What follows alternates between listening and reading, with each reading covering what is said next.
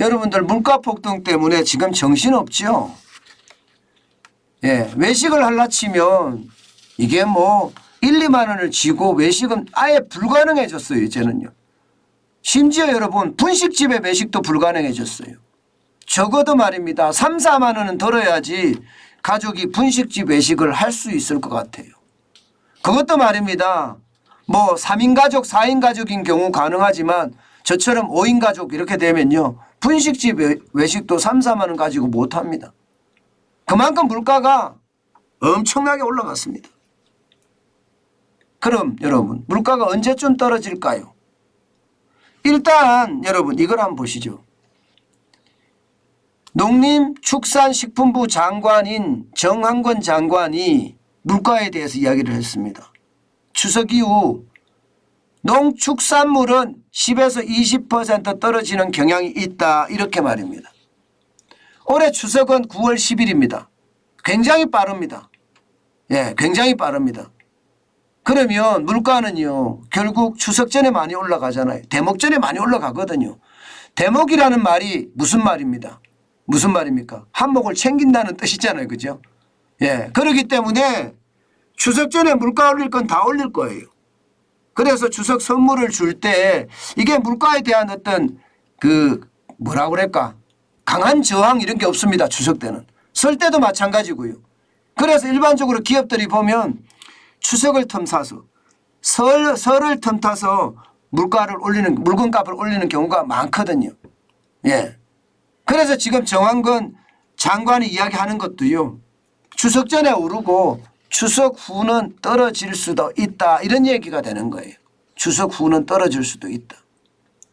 그러면 9월 10일이 추석이니까 예, 9월 물가까지는 정확하게 예단할 수가 없지만 10월 물가보다는 좀 떨어지지 않겠느냐 이렇게 지금 이야기하고 있는 겁니다. 사실상 말입니다. 예. 그만큼 말입니다. 이게 물가가 10월이면 좀 나아진다 이렇게 이야기하는 거예요.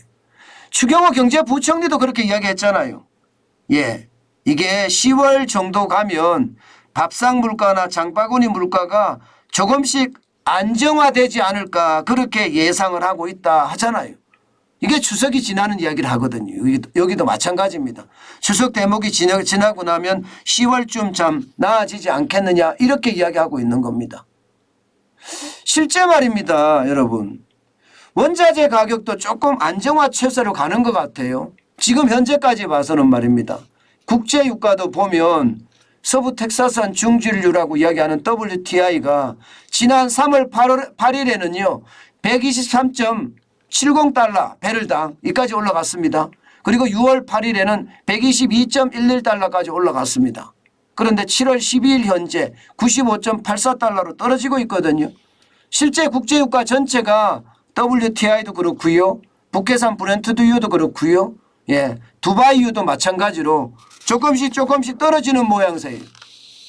그러다 보니까 국제 원자재 가격 지수라고 이야기하는 CRB 가격 지수도 말입니다. 305.96을 기록했습니다. 18일 현재입니다. 18일. 305.96. 예. 그런데 지난 6월에 6월 9일에는요. 뭐 딱 따지고 보면 거의 한 3주 전이죠. 3주 전인가? 예. 아니 한 달 5주 전이죠. 5주 전하고 비교해 보면 351.25였거든요. 그러면 적어도 원자재 가격이 12.9% 정도는 떨어지고 있다. 이렇게 예상을 할 수가 있습니다. 원자재 가격 안정세가 조금 이어지고 있는 것 이것도 결국은 말입니다. 이제 안정세로 좀 가지 않겠느냐 이런 예측이 가능하고요. 또 하나가 있습니다. 여러분 보시다시피 물가가 9월까지가 2.4%였어요. 작년을 말합니다. 작년. 10월에는 3.2%로 3%를 넘어선 때가 10월입니다. 그러면 이번 10월에는 기저효과도 있다는 거잖아요. 작년에 많이 올랐기 때문에 오른 데다가 더 오르면 이거 진짜 충격이 되잖아요. 근데 3.2%가 올랐으니까 기저효과가 작용을 하니까 10월부터는 좀 떨어지지 않겠느냐 하는 게 일반적인 예측입니다. 일반적인 예측. 추석이 좀 빨리 있다는 사실 하나 하고요. 원자재 가격이 조금 안정되는 하나 하고요. 여기에다 기저효과까지 더해서 10월쯤이면 지금 소비자 물가가 6%까지 올라가고 있는데 좀 떨어지지 않겠나 이렇게 예상하는 거죠. 또 하나가 더 있습니다. 또 하나가. 이게 물가라는 게 마냥 올라가지 않거든요.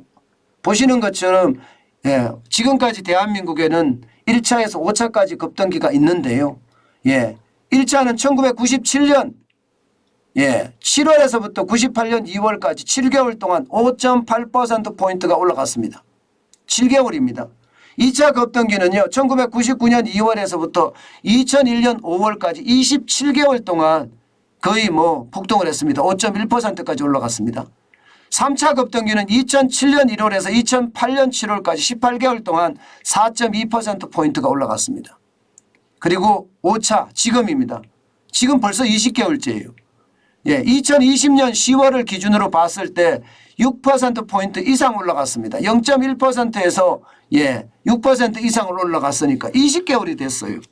그러면 평균을 보면 이게 물가 급등 기간이 7개월에서 길게는 27개월이 된다는 뜻인가요? 그러면 지금 벌써 20개월 이상이 됐으니까 이제 종착역에 왔다. 이런 또 해석도 가능합니다. 이거는 현대경제연구원에서 해석한 거예요. 이것도 해석이 가능합니다. 그러니 여러분 물가의 종착역은 10월이다. 이렇게 많은 사람들이 이야기를 하기 시작한 거죠. 시작한 겁니다. 그러면 좀 떨어질까요? 진짜? 좀 떨어질까요? 그런데 저는 조금 달리 생각을 합니다. 물론 떨어지기는 10월부터 좀 떨어질 거라고 생각해요. 그런데 이게 떨어지더라도 고물가 기반으로 계속 가지 않겠느냐 그런 생각 저는 많이 합니다.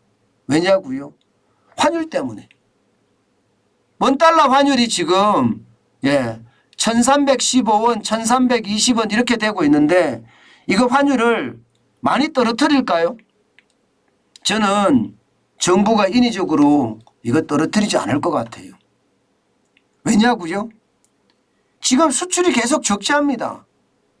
게다가 슈퍼 N절을 하고 있습니다. 달러가 굉장히 강세를 띠면서 엔화가 일본 돈 말입니다. 굉장히 약세가 됐습니다. 그러면 일본 제품의 수출이 잘 될까요? 안 될까요? 잘 됩니다. 똑같은 돈으로 일본 물건을 샀을 때 더 많이 살 수 있거든요. 똑같은 달러로. 그럼 우리는요. 우리는 일본이 N저만큼은 우리가 원저가 안 됐거든요. 원저가. 그러면 이게 계속해서 우리만 강세를 가져간다? 이것은요. 어불성설이에요. 잘못하면 우리 수출만 박살납니다. 지금 중국도 저위안으로 가려고 지금 계속 준비를 하고 있고 실제로 저위안으로 가고 있어요. 그런 상태라면 원달러 환율을 인위적으로 저는 계속 밑으로 안 끌어내릴 거라고 생각해요. 우리 지금 작년 12월부터 계속 수출이 적자잖아요. 무역 적자가 계속 심각하잖아요.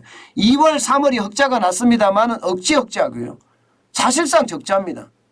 전체적으로 적자고 올해만 지금 적자 규모가 150억 달러를 넘습니다. 현재까지.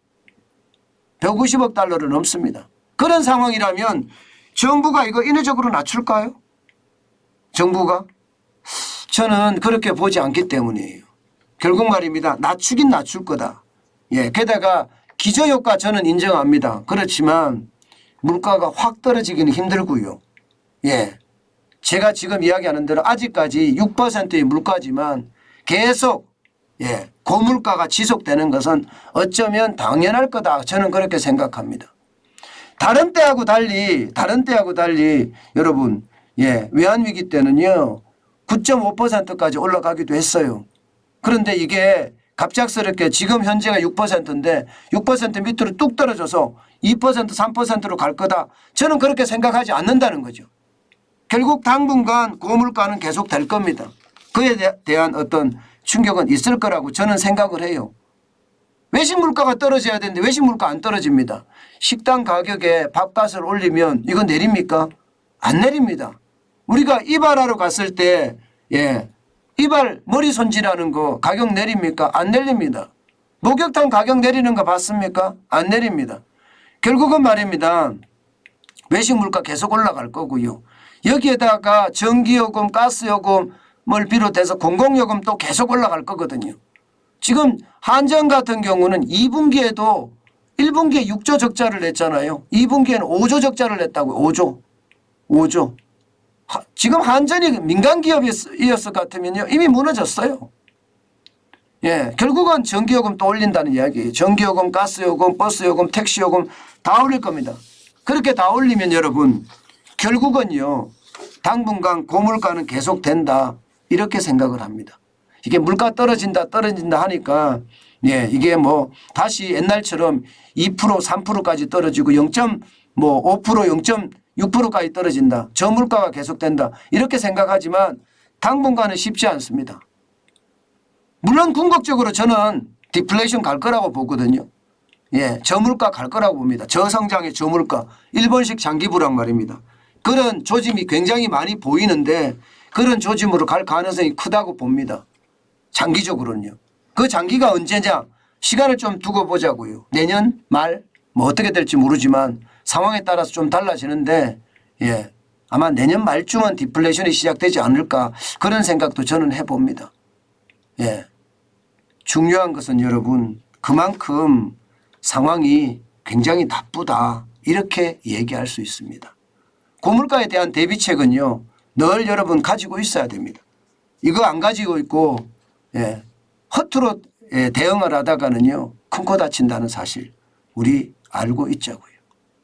정부가 물가가 꺾였다 이야기를 하지만 전문가들도 꺾여간다고 이야기를 하지만 이게 꺾여봤자 고물가는 지속이다. 이게 정답입니다.